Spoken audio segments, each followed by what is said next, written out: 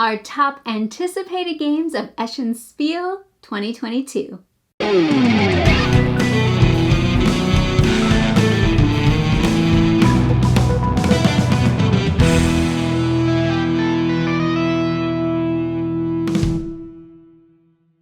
Welcome to Tantrum House Studio D. I'm Melissa Delp. And I'm Kevin Delp. We are talking about our most anticipated board games at Essen Spiel 2022. We won't personally be there. No, but, unfortunately. A few of our teammates will be there, the Meadows and the Dew, so go say hi to them if you're going to be there at Essen Spiel. But we're going to divide today's video into 3 categories. The first category is games that we've already played, but will be there at Essen Spiel. The second category is most anticipated, like the one that we're all excited about. Right. And then number 3 are games that will be there for demo, but not for purchase. So we thought we'd divide those into the 3 categories. Are we ready to start with? I think so. Let's do this.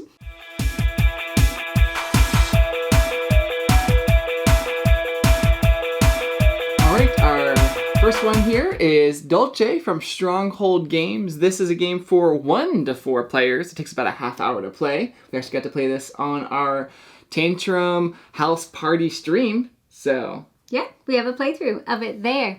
It's kind of, I don't want to say bingo, but it has that mechanic kind of like Karuba, where one person basically draws a tile card, and then everyone else uses that same card for that round. I like that you have choices on what you do with that card. So are you going to sort of play it in your field, or are you going to turn it upside down and use it as a shop? Or are you going to just be like, I don't use this card and I'm going to do what they call production round. I like that there's different uses for the card. So the theme basically is kind of a sweet shop. Sweet shop. So you have, shops that make cookies and ones that make peanut butter bars, all sorts of things. And they're chocolate. I'm sure yes, chocolate. Lots of chocolate. Because there are 4 different ingredients that you are making and then refining to use in these different shops. And I believe it's peanuts, cocoa, coffee, and vanilla. Got it. That is Dulce from Stronghold Games. Next we have Challengers from Z-Man Games. And this one was kind of a pleasant surprise. It kind of has a war-like mechanic where you're flipping cards yeah, not and war trying as in like on a map and all that kind of stuff. But the card game war. Card game war. You're flipping cards from your deck to see if you can beat the other player. It's capture the flag and you're trying to steal the flag from them.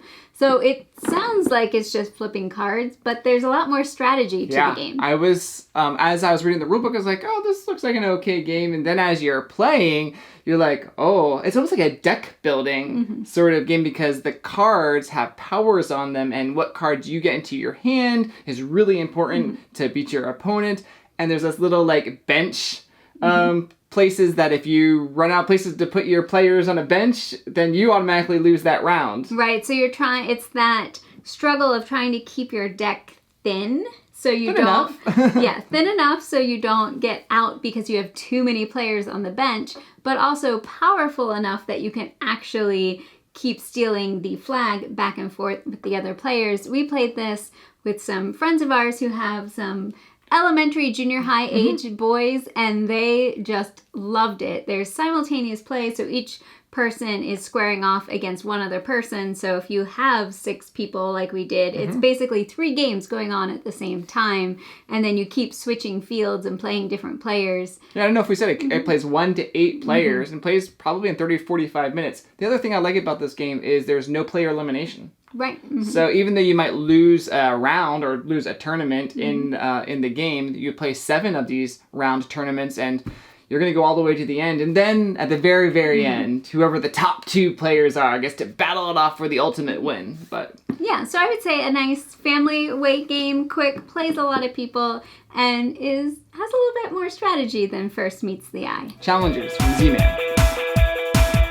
Next on our list is Castles of Mad King Ludwig. This is the big Kickstarter version, the colossal box. The collector's edition, the Royal Collector's Edition, all the things. This is just one of the boxes. Now, I probably would have put it at the very top, She would have. But it is just a new version of an older Yeah, that's the game. reason I put it a little bit lower in the games that you can purchase at Gen Con that we've already played, or not Gen Con, at Essen, that we've already played. But we've loved playing this already. We played this again on our house party from Bezier Games. This is one of Melissa's favorite games. It is. I love the new art in the game, much more thematic and beautiful.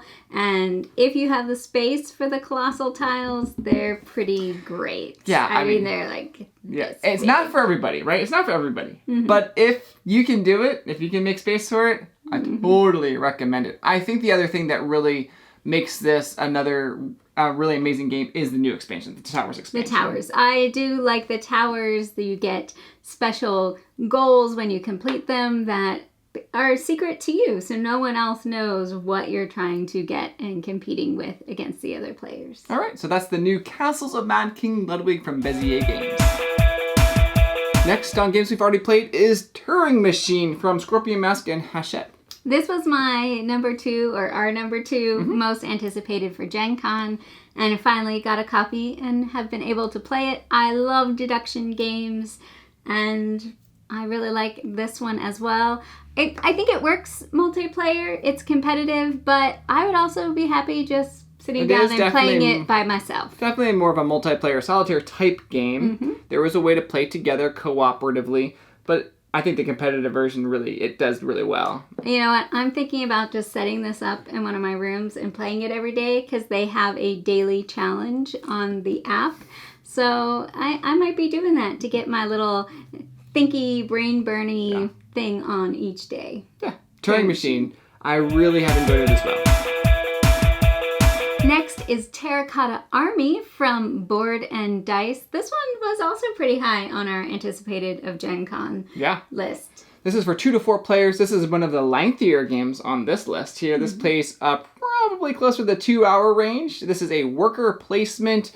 Oh, I don't even know what I want to say. Rondel. It's got some circles on the board that you're placing your workers on, and they can move basically. Taking actions. The cool thing about this worker placement is when you place your worker, you can take up to 3 different actions just by placing that one worker, and placing your worker on the right spot at the right time is definitely key. And you can even pay money to move those circles a little bit to hopefully get them to line up. Although they only spin in certain directions. They do. And sometimes you just wish it would go the other way. The other thing in this game is the majority area control that's going on in the mausoleum, because you are creating these terracotta army pieces. 4 different kinds of warriors are being placed in the mausoleum, placing them in the right spot at the right time, and creating larger groups is going to score you a lot of points at the game. I believe it plays over 5 rounds, and each round has goals that you're trying to complete. Yeah, I really enjoy that the game has multiple ways to score points. So there's certain ways you're scoring points during the game, then there's other end game scoring. So you can do different things to get points. It's not like, oh, you're just doing one thing, and if you miss that one thing, you're not going to score anything. Terracotta Army from Board and Dice. Next on our list is Tiletum from Board and Dice as well. Yes. We don't actually have the physical copy. I believe it's on its way, but we were able to play this at Gen Con. We did. We've played one game of it, and it reminds me a little bit of one of my favorite games from Board and Dice, and that is Tekenu. Yeah. Because this one also has dice that are dual use, so you're drafting dice, and the pit value shown is how many resources you get of a certain type, but then the opposite value is the strength of your action. So with each die, you get to do 2 things. You get resources and an action. Yeah, I love Tekenu as well. I think this is a simpler, maybe not simpler. It's a different kind of game that I feel might appeal to a little bit broader of an audience. I mean, I like the theme, the Renaissance theme. The dice as resources. It's easier to be like, oh, I'm taking this die, I'm getting both things. Where in Tekenu, you're choosing sort of that. So there's a little bit more. There's more things going on in the Tekenu. A lot more actually going on in Tekenu. But I also like the traveling thing that's going on in Tiletum. It reminds me a little bit of Castel. If you ever played that, you're going to be scoring different at different times in the game, and where you are or where your pieces are on the map at certain times are key to getting a lot of points. So you have to just decide, do I want to sort of like just forget this goal and go to the next one, or do I want to try and do more? Yeah, because I believe all of those are open information at the beginning of the game. So you know in round 4, certain scoring is going to be happening in this place for this thing. So do you go and do that, or like Kevin said, do you ignore it and do other things? I enjoyed the decisions. I put Tiletum a little above Terracotta Army. This is more my list. Like Melissa's saying, she would have put Castles a lot higher. For you, Terracotta Army or Tiletum? I think I would need to play Tiletum again. Sure. Because we played Terracotta Army several times. Yeah, different types of games, I would say, personally, I think you would like Tiletum. I think you would put, in the end, I think the area control in Terracotta Army is good. I like that a little bit more, maybe, but I think Tiletum might be more of your game. It's a little bit of a point salad. Yeah. You can get points in lots and lots of different ways. See, I chose this for you. Oh, thank you. Yes, definitely check it out. Board and Dice has several great games coming out. So the next one is Skymines from Pegasus Spiel, and this is a re-implementation of Mombasa. This game plays for 1 to 4 players, takes probably 2, maybe a little bit more hours to play.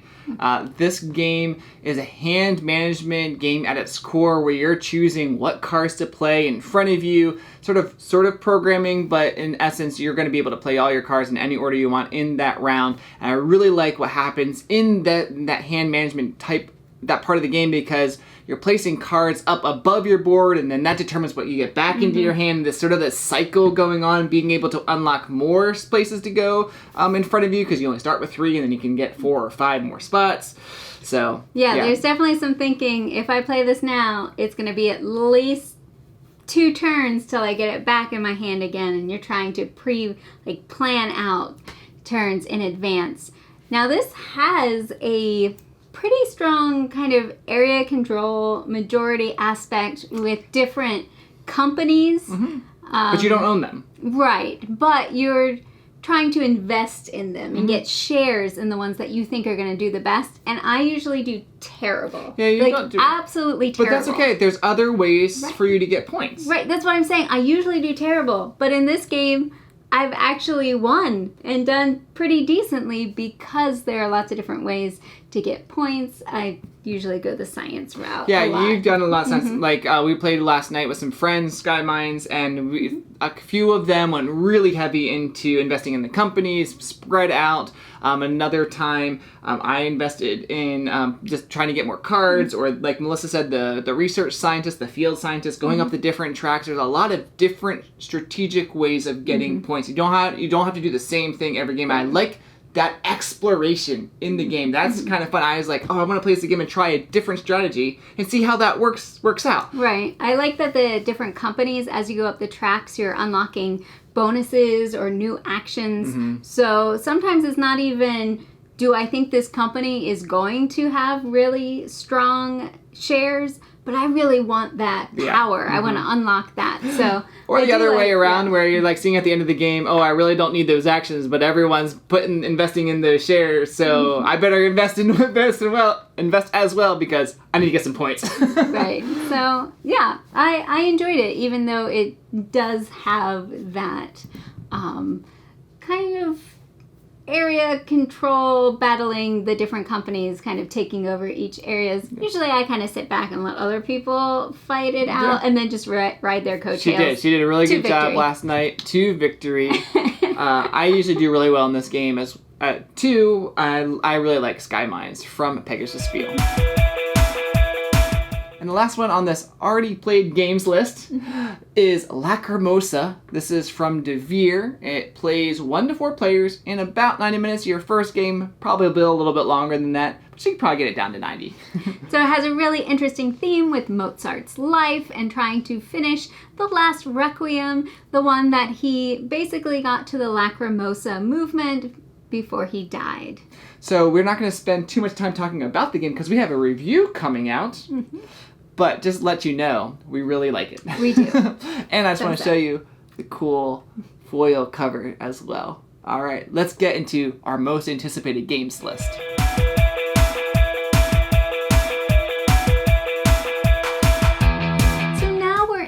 to our most anticipated games. These are games we have not played, just ones we've heard about on BGG and social media. Now, we're not going to rehash our Gen Con list, so there were a lot of games on that list. You can see it up there. They'll probably be available at Right. Essen Spiel, right? Yeah. But, so these are new games that we were excited about, interested in, and I'll start with number 10.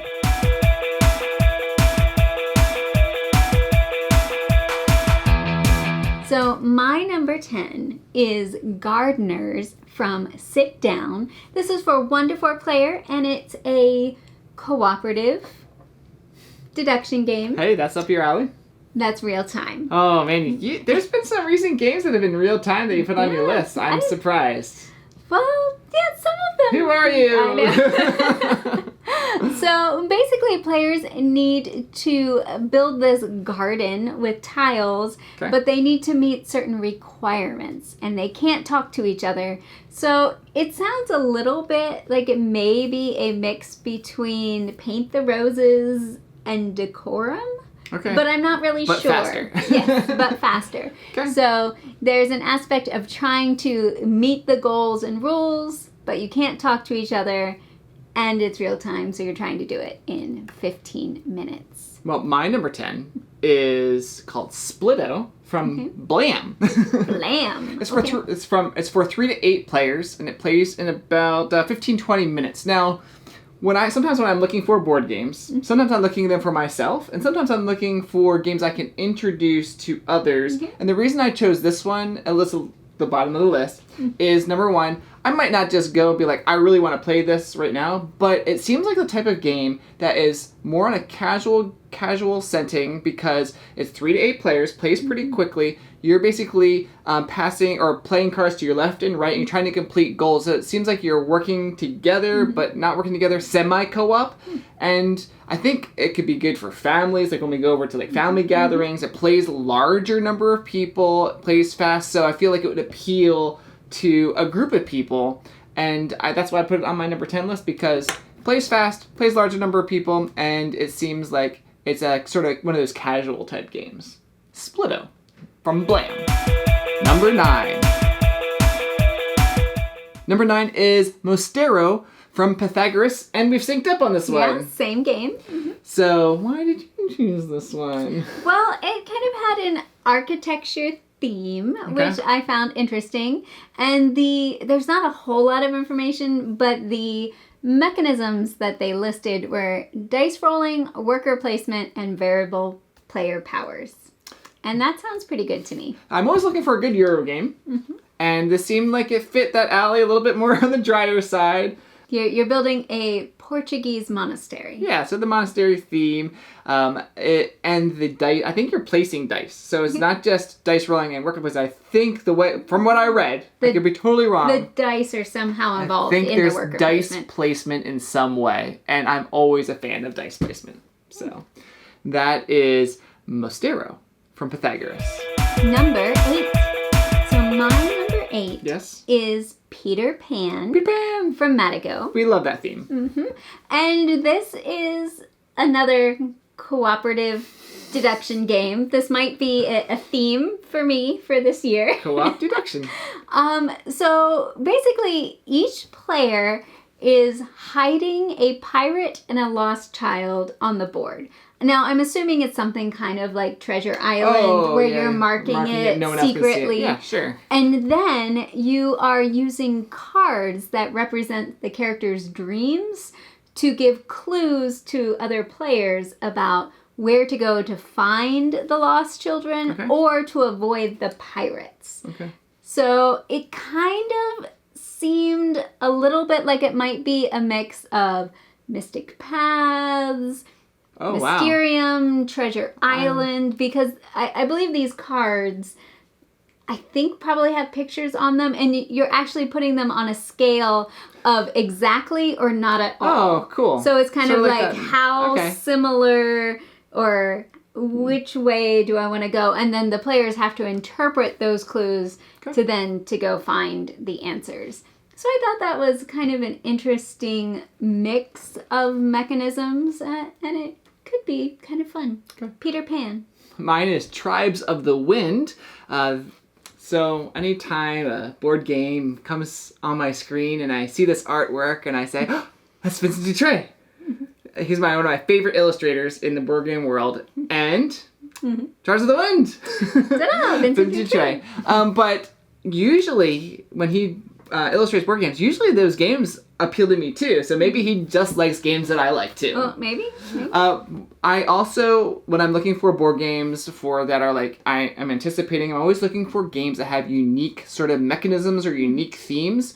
This game is for 2 to 5 players, takes about 40 to 90 minutes to play. It's set in a post-apocalyptic world, and you're trying to rebuild the world. Now, there's an interesting mechanism in this game where you're playing cards to sort of rebuild the world, but when another player plays a card, the back of their card could influence your decisions and cards that you play for yourself. So I was like, oh, that's kind of cool. So they're playing cards face down, and whatever their back is could influence you. I don't know too many games that have that sort of mechanic, and I thought that was interesting. So I thought, why not try it out? Tribes of the Wind. So definitely on my top 10. Number 7. Number 7, we've synced up together, and it is Heat, Pedal to the Metal. This is from Days of Wonder, and you won't believe it. It's Vincent Dutray on the cover, isn't it? Yeah, it is. So this is a racing type game. I'm a big fan of games that have a racing mechanic. It doesn't even have to have like cars or bikes or boats or whatever. It could just be the mechanic in the game is racing. I'm racing to the end, or I'm racing to the finish. Like Lewis and Clark. Another Vincent Dutray game. So Heat is a car racing game, and you might be familiar with other car racing games like Formula D. Downforce, Thunder Alley. There we go. Thunder Rolls. Thunder Rolls, one of our new favorites. Yes, I do like car racing and car racing games, so I'm interested to see what this one brings to the genre of games. Yeah, me too. So we saw a little bit of it at Gen Con, sort of like looked over people's shoulders, and it has the different tracks and different race cars, so that sounds cool to me. So that is Heat from Days of Wonder. Number 6. So Kevin and I have different games for number 6. Mine is Atiwa from Lookout Games, and this is an Uwe Rosenberg game. Whoa. It has a very interesting theme. It's set in Ghana. Okay. And it's Africa. About fruit bats. Fruit bats. Yes, so... A new theme. It is. Fruit bats. So basically the fruit bats kind of help with reforestation because they eat the fruit and then drop the seeds along the way. So it's still semi-farming theme because... Uwe Rosenberg got that farming theme in there. but very different. So you are trying to balance like your farm and helping with the fruit bats and getting that all working in the community and helping with the forest to regrow and all of that. So it has worker placement and variable player powers, and it's Uwe Rosenberg. That's Atiwa. That's Atiwa? Yes. All right. Look for that. Mine is Basilica from Portal Games. Actually, this game came out, I think, 12 years ago, back in 2010, had an expansion. Well, Portal Games has been doing some new editions of games, so they're taking this and sort of revitalized it, and they're bringing it back to the market. Basilica is only a 2-player game, plays in about 45 minutes, but it has this architect theme. And I like that kind of theme. Basilica, building. Growing that cathedral. Gotta get that farming theme in there somehow. Yes. No, you're building the cathedral, the basilica. So definitely, if that sounds interesting to you, check out Basilica from Portal Games. Number 5. Well, here we've split. And we have 2 different games, and you won't believe my name of my game is called The Great Split. Uh-oh. Hopefully it's not a great split. Not a great. No, this is a game from Horrible Guild, plays 2 to 7 players, and it says it plays in about 45 minutes.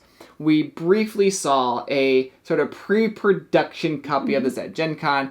They showed us some of the things they were looking at doing in the production, and I was like, oh, that looks really cool with some of the choices they're making for components. In this game, The Great Split, you might have figured it out. It's an I split, you choose type game. You're splitting riches, gems, and coins, and other things, and you're basically choosing which things to split, and you're passing them to your players on your left and right, and they're choosing, or left, I think it's left, and then whatever they don't choose, you get back and put into your pile, and trying to get the best sort of categories of different things to score points. And some of the cool mechanisms in the game sounded really cool. So that is The Great Split from Horrible Guild, 2 to 7 players. Well, I am looking at Sabika from Ludonova, and this is basically set in the Alhambra. So the building of the Alhambra. So this is another semi-architecture type of themed game. Yeah. You're the nobles who are contributing to the construction of the Alhambra. Also, you're trying to create trade routes. Cool. And you're trying to have income for tributes that you need to pay. Cool. The really interesting thing is that it has 3 rondels. Oh, wow. Uh-oh. And so each... Interesting or overwhelming? Maybe. Each rondel corresponds, I think, to a different theme or action. So one of them's for constructing the Alhambra. Another one is carving of the poems in its hall. Very nice. And the export of goods along the trade route. So you're, I'm guessing, traveling along these rondels, taking actions, trying to, of course, amass the most victory points during the game. Cool. And that is Sabika from Ludonova. Number 4. All right, so for these final 4, the top 4 games. The final 4. Dun, dun, dun, we basically picked the same games each time. So yeah, we're all 4 more games. 4 more games that we've synced up, but don't worry, we still have our demos to come on a little bit. There's more than 4 games in the rest of the video. That's right. Okay, so this next one is Animals of Baker Street from Yellow. Yeah, this one appealed to me first because of the theme. So the theme right away just like grabbed my attention. The animals. It was the animals. It was not the animals. It was Sherlock Holmes. I love Sherlock Holmes. Mystery games. I assumed it was going to be a deduction type game, but I will agree. The animals with the dog and the sort of Sherlock Holmes hat. It did draw me in as well. Okay, this is what it says on the back of the box. All right, go for it. A cooperative investigative game of doggy deduction, mousy mystery, and ratty riddles for 1 to 4 players. Wow, that does sound right up your alley. No, I mean, honestly, you said co-op and deduction. Mm-hmm. She's had a couple of other games on her list like that. So, but I enjoy playing the Sherlock Holmes consulting detective type games. Chronicles of Crime, all of those solving mysteries. And it does say there's multiple cases in the box. Yeah, so. it said 7 cases, maybe about 45 minutes each. And the animals are the lead investigators. So you're playing as so maybe dogs and things. So sometimes Sherlock Holmes can get a little gruesome, with what's happening with the murders or whatever. So maybe this will be a little bit more light on that. Maybe a little more family. Yeah, I think so. Some of the people who are working on writing the cases, one of them is a children's author. Oh, cool. So I think it probably is going to fit a little bit more on that family-friendly side. Animals of Baker Street from Yellow. Number 3. Our number 3 game is Wordcraft. Wait, did you say... Woodcraft. No, Wordcraft. Word. Oh, wait. There's 2 games. That's Wood and Word. Let's do Woodcraft first. Number 3, Woodcraft. Wood, W-O-O-D, craft. From Delicious Games. So this game did draw me in because of the pedigree. Like the designer has done Praga, Kaput Regni, and Underwater Cities. Oh, love those Pulsar games. 2849. Vladimir Suchet is one of the designers of this game. That's pretty much all that drew me into the game. What about you?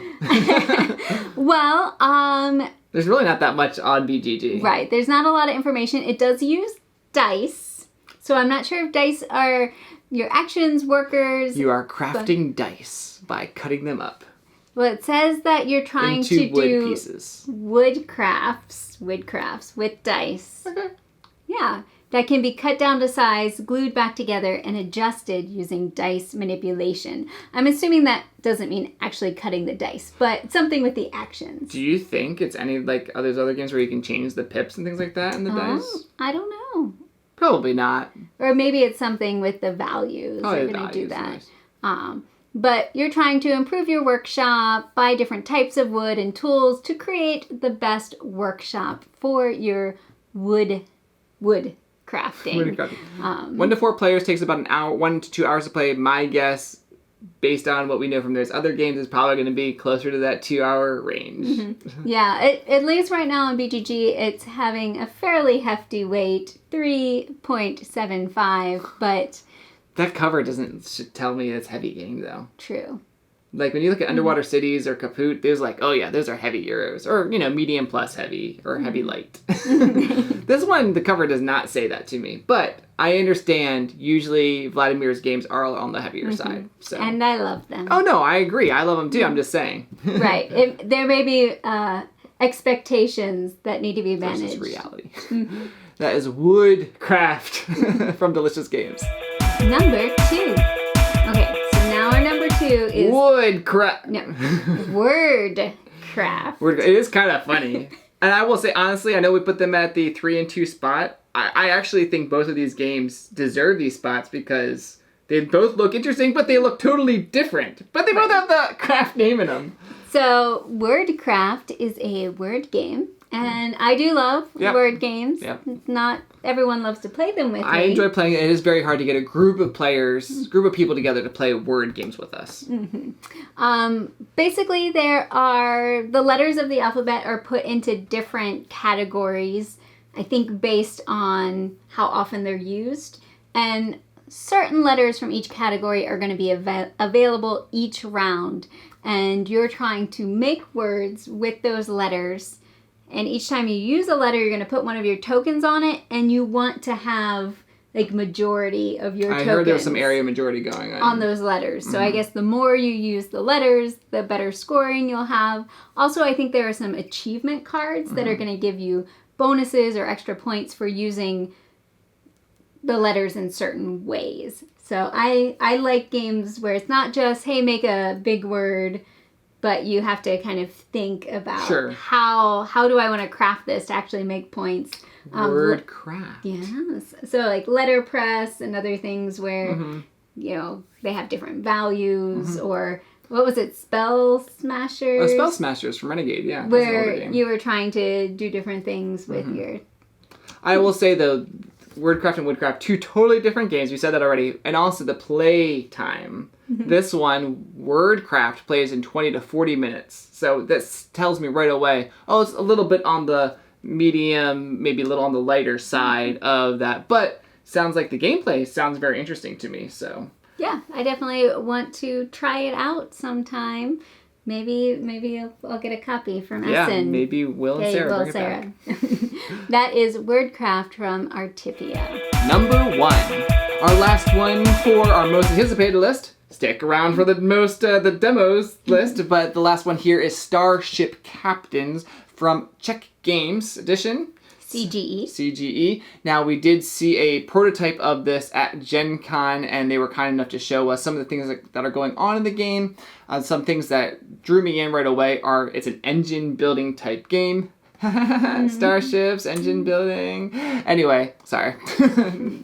Pun intended. It also is action selection. I like the theme. The theme drew me in right away. So the Starship theme, I think it's playing on the Star Trek sort of thing going on. It does look very similar. Very similar to the little different workers, or I don't know if they're workers, but they're basically part of your crew. Yeah, your crew members, they're different colors, and they represent like different types of jobs, like engineers and things like that. So you can get androids too, which I found interesting. I think they're maybe wild. Yes, so. But there you have a ship, and the workers are kind of moving through the ship, and certain ones won't become available to you depending on which ones you've used and how they cycle through the ship. And there's also there's a main board where you actually are moving starships around on the board, and those looked really cool. They are little cardboard cutouts, and I thought, they looked cool. I like that. So theme's cool. The gameplay sounded cool. CGE usually does really good games on this Euro, this medium plus style Euro type game. So big thumbs up on my end. Yeah, we got the quick little demo. Wished I could have played it because it looked really interesting. A lot of choices to make, upgrading your ship, moving your ship around, which workers are you using, are you able to cycle them back or change them into different types so you can do different sorts of actions. And that is Starship Captains from CGE. So these games you can demo at Essen, and we didn't really put them in any order, so it's not like a 10-to-1 or anything like that. But the first one is First in Flight from Artana Games. The Artana and Genius Games are going to be sharing their booth, and that's where you can see Will and Sarah and Jonah and Chantel, who will be running that booth for the Essen Fair. So anyway, this is a push your luck deck building game where you're playing as the Wright brothers and other famous people involved in the, I guess, the race to be the first in flight. First in flight. And you have cards that you are building in your deck to try to make your flyer better and perform better.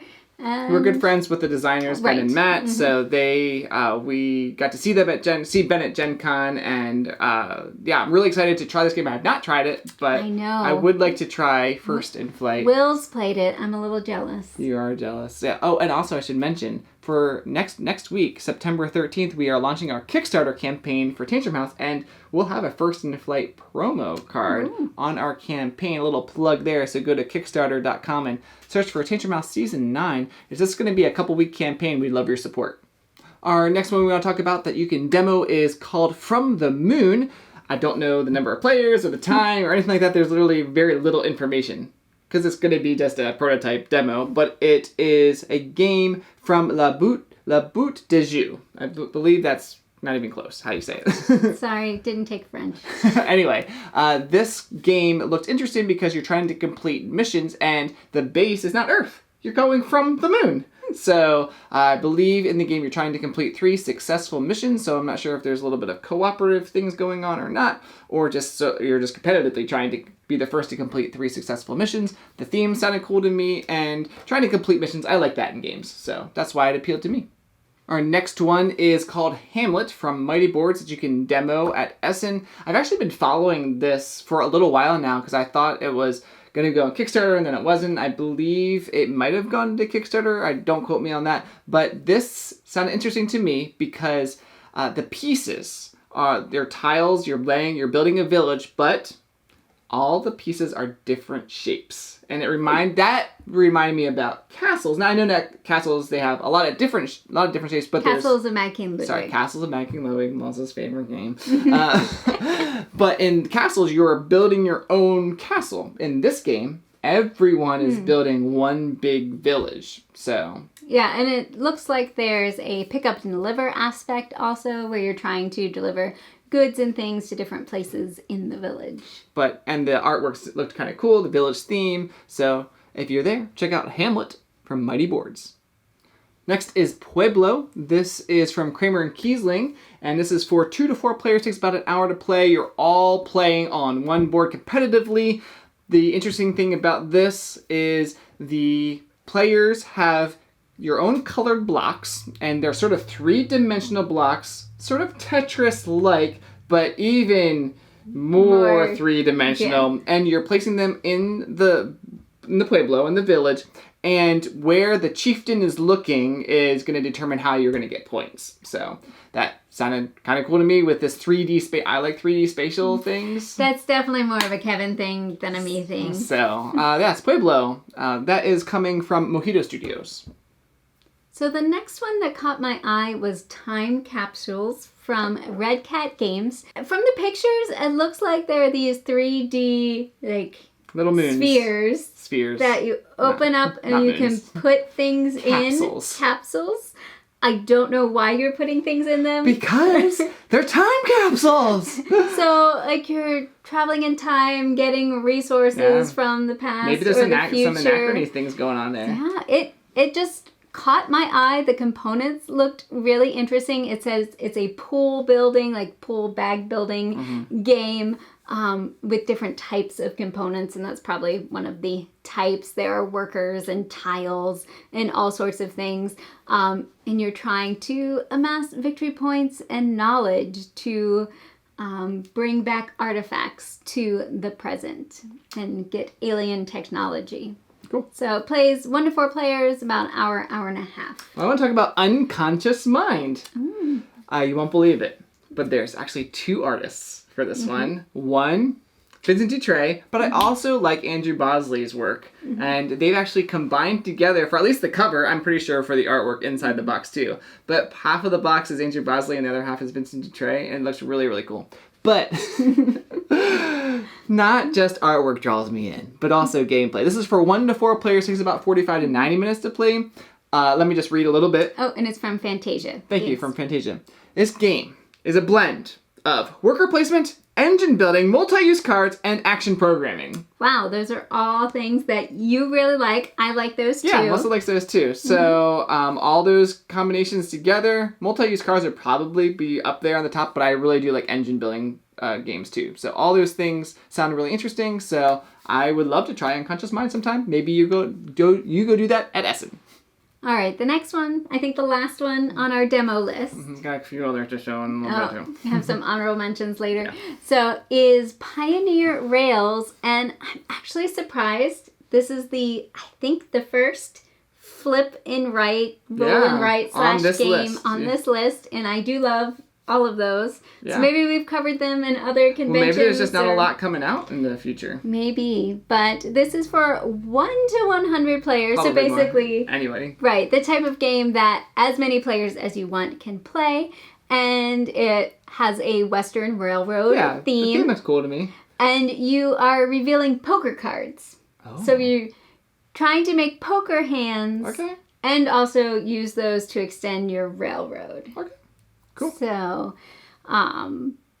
you're trying to connect towns, and you'll get bonuses, surround features with tracks to activate endgame scoring. Probably doing all that on your board, right? Flipping right. Yeah, I could see that. Completing things. Yeah. That sounds cool. So, I do really like flip and rights. Kind of the poker hand idea is intriguing to me. Cool. So that is Pioneer Rails from Dranda Games. So we have 4 just real quick. One is Flamecraft. Now I believe you can... So this is a new category. We're not in demos anymore. Really, this is honorable mentions at the end category.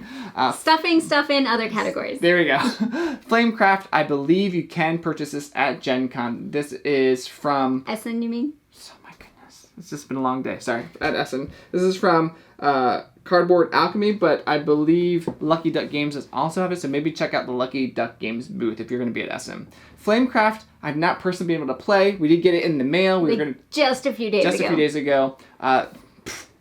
What do we need to say? Artisan dragons making bread and jewelry and coffee and wonderful things with beautiful artwork. Go check it out. The sort of the main game mechanism, I did sort of look at how to play worker placement with some cards going on and getting more cards in the Dragon Village. So yeah, it sounded really cool to me. So Flamecraft, check that out. The other 3 are expansions. One is the expansion to Red Cathedral, which we played, called Contractors. Yeah, really enjoyed that. So you're it's enhancing Red Cathedral if you don't know that game. There's dice going around the rondel. Love how that's working. But the Contractors with this own sort of like map board and getting... You can send workers out there to pick up tiles that'll give you special bonuses. And there's a set collection. Yeah, I was going to say set collection and area...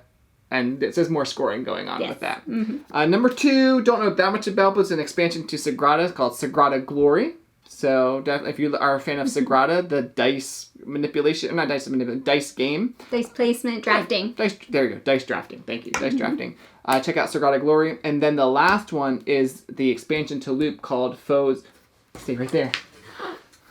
Fozilla. I think it's... The Revenge. I think it's literally Fozilla. Right here it is. Ta-da! This is a game that's an expansion to Loop. I really enjoyed Loop. I'm actually on my top 10 list of last year. This brings a couple of different modules to some new scenarios. New scenarios. But some new characters, players. It's a co-op game, so if you like co-op games, This one, you're sort of working together to fight the bad guy and just bring some cool stuff into it. If you want to actually see us play, we played this at our Tantrum House party.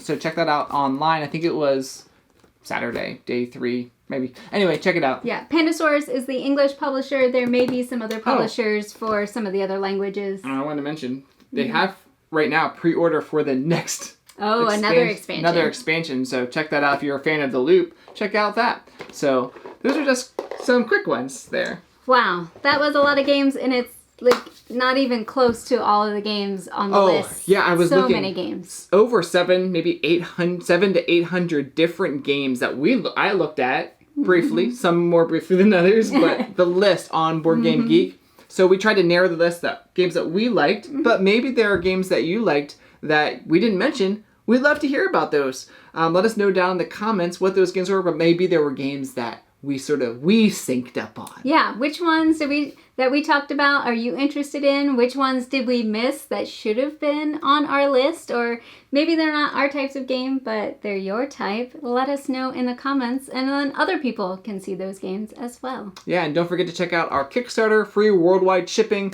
We'd love for you to support our channel. Thanks for watching, and let's spread the love of board gaming.